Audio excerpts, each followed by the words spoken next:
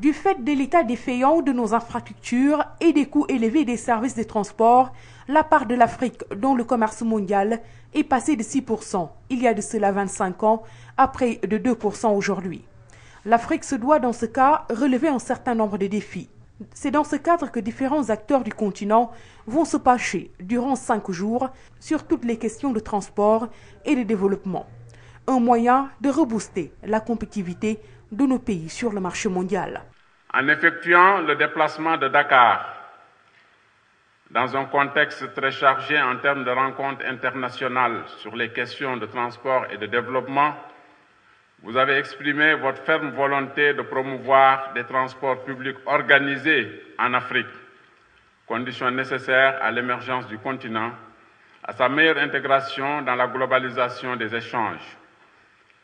Les engagements que vous avez pris à Bamako le 17 novembre 2005, à Durban le 17 octobre 2007 et à Alger le 25 avril 2008 vont dans ce sens.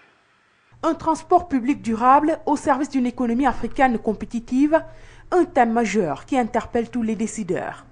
Une fois les infrastructures construites, l'étape suivante sera de s'assurer si elles sont utilisées adéquatement ou non, selon le président de l'Union internationale des transports publics. Et pour aller plus loin, pour nous permettre de mettre un deuxième niveau à notre maison, nous devons nous assurer que les structures, les fondements, les fondations sont bonnes, dans la mesure où d'importants défis externes et internes restent à être résolus pour garantir une croissance stable. Tout le monde sait que la population africaine va doubler dans la prochaine décennie pour atteindre 1/5 de la population mondiale. Tout le monde sait que notre planète est confrontée à un problème de ressources énergétiques si nous voulons offrir à chaque habitant de la planète des conditions de vie décentes qu'il ou qu'elle mérite. Cette rencontre a été une occasion pour le vice-président du NEPAD en charge des infrastructures de défendre sa politique routière.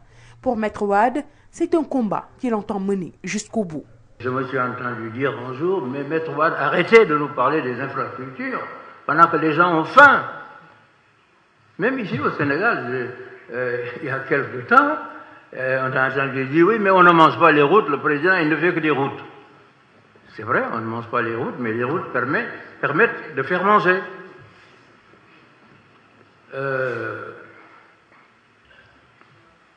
C'est comme si quelqu'un va à la pêche, il achète une canne, il achète des hameçons, et on dit mais c'est du gaspillage, donnez à manger plutôt que d'aller acheter une canne à pêche.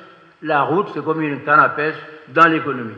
Et à Addis, il y a peut-être 2-3 ans, le commissaire européen aux infrastructures, M. Tijani, si je ne me trompe, a dit nous devons tous être reconnaissants, tous les chefs d'État, au président Wade, qui a ouvert ce combat pour les infrastructures, car maintenant nous sommes tous d'accord. Durant 5 jours, les spécialistes des questions de mobilité, les politiques entre autres, se pencheront sur toutes les questions relatives à la gestion des corridors de mobilité durable et de gouvernance. Tout le long de ces rencontres, le public aura droit à une exposition sur les derniers produits, innovations et technologies du secteur.